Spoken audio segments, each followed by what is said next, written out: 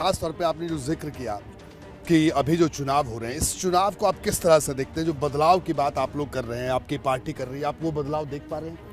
देखिए, जो हुआ है, जी, जो किसानों के साथ हुआ, 1 साल से ज़्यादा या करीबन 1 साल के आसपास पूरा देश का किसान राजधानी की बॉर्डर पर ऐसी डामर की ठंडी सड़कों पर बैठने को मजबूर रहा।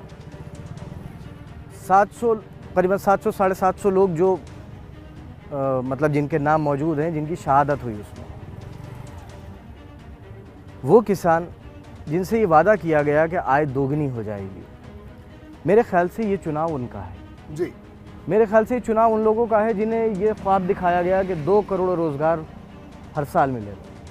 मेरे ख्याल से ये चुनाव उन लोगों का है जिनसे ये कहा गया था कि महंगाई कम होगी। मेरे ख्याल से ये चुनाव उन लोगों का है जिनके बच्चे कस्टोडियल डेथ जिनके बच्चों की हुई, जी, पुलिस की कस्टडी में मार दिए गए। मेरे ख्याल से ये चुनाव किसानों का, नौजवानों का, बेरोज़गारों का और जिनके साथ नाइंसाफ़ी हुई है उनका, और ख़ास कर साथ साथ उन लोगों का है जो नफ़रत नहीं चाहते। जी। तो आप ये चुनाव उन लोगों का है जो जी। नफ़रत से ज़्यादा मोहब्बत चाहते हैं। देखिए, कोई इंसान ये नहीं चाहता कि उसके घर से कोई फ़र्द निकले जी, और थोड़ी देर बाद उसे खबर मिले कि फ़लाँ जगह दंगा फसाद हो गया। हर आदमी ये चाहता है कि मेरा बच्चा अगर घर से निकले तो वो खुशी के माहौल में बाहर जाए और अंदर आए। और रोहित साहब, मुझे एक बात बताइए, क्या मेरे घर में कोई खुशी या गम होगी तो आप नहीं आएंगे? आपके घर में कोई खुशी या गम होगा तो मैं नहीं जाऊंगा? जब हम तो एक ऐसा गुलदस्ता हैं, हम एक ऐसा देश है जहां हर 50-100 किलोमीटर पर कल्चर और ज़बान बदलती है। जी, यही खूबसूरती है, यही खूबसूरती है यहाँ की। और मेरे ख्याल से अब नफ़रत से कुछ हासिल नहीं है, देश को भी तरक्की के लिए मोहब्बत चाहिए। अच्छा, नफरत से मैं एक बात और अब्दुल्ला आपसे यहाँ जानना चाहूँगा कि आप नए दौर की राजनीति में आप एंटर हुए हैं और नए दौर के राजनेता मैं आपको कहूँगा बिल्कुल, और अच्छा है यूथ आना चाहिए पॉलिटिक्स में। भारतीय जनता पार्टी के लोग खास तौर पर आजम खान साहब को बार बार जिस तरह से जो प्रोजेक्शन दी जाती है कि आजम खान का मतलब मुसलमानों की राजनीति वो करते हैं और वो उन लोगों के साथ खड़े होते हैं जो एंटी नेशनल बात कहते हैं, इस तरह की जो बातें कही जाती हैं, एक जो नैरेटिव खड़ा किया जाता है आप लोगों के खिलाफ, उस पर क्या कहना आपका? मेरे ख्याल से इस बात से ज़्यादा जो वादे किए गए, जी, अगर उस पर भारतीय जनता पार्टी के लोग बताएं कि वो कितने वायदे पूरे हुए, तभी सबका साथ और सबका विकास होगा। मेरे ख्याल से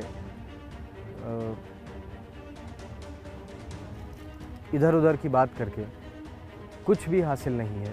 भारतीय जनता पार्टी ये बताए कि कितने बेरोज़गारों को रोज़गार मिला, जी, कितने किसानों की आय दोगुनी हुई, कितने कारखाने लगे, कितनी सड़कें बनी, कितनी यूनिवर्सिटीज़ बनी, कितने स्कूल कॉलेजेस बने। मेरे ख्याल से ये सवाल, अगर हम तरक्की देखना चाहते हैं तो शायद इन सवालों का जवाब पहले देना चाहिए। नहीं, मैं अब्दुल्ला, अभी हम बात कर रहे हैं और मैं यहाँ सामने देख रहा हूँ, लोग देखिए जी, भैंस ले जा रहे हैं। बताइए क्या लोग बताइए, चलाने के हम लिए- क्या कर सकते हैं? ये अभी उन्होंने एक अल्फाज इस्तेमाल करते हैं कि साहब आतंक है। बताइए, भैंस चोरों के सामने भैंसें जा रही हैं, कैसा आतंक? आपको भैंस देख के जरूर याद आती होगी बीजेपी वालों की, आती है क्या? नहीं, कहते हैं आप? ना, हम तो बहुत ज़माने से यहाँ, मेरी वालदा, हमारा बाग में वहाँ भैंसों का काम होता है। जी, हमारी डेयरी है और हमें इस बात को कहने में कोई वो नहीं है कि हमारी डेयरी है। क्यों? अगर किसी का कोई काम है या किसी की कोई जायज़ आमदनी का ज़रिया है, बिल्कुल, तो उसे बताने में कोई हर्ज नहीं होना चाहिए। जी, आपको मैं बताऊं, बड़ा अच्छा आपने याद दिलाया, जब ये मुकदमे कायम हुए तो तफ्तीश करने आईओ आए और वो आकर उस भैंस खाने को देखने लगे। मैं इत्तेफाक से मौजूद था। मैंने उससे पूछा कि भाई, जो भैंसें चोरी हुई हैं उनसे शक्लें मिला रहे हैं आप इनकी, कि कहीं हम चोरी करके यहाँ तो नहीं ले आए? तो वो सर झुकाकर खड़े हो गए और बोले कि हम क्या करें, हमें तो जो करने का आदेश है वो करें।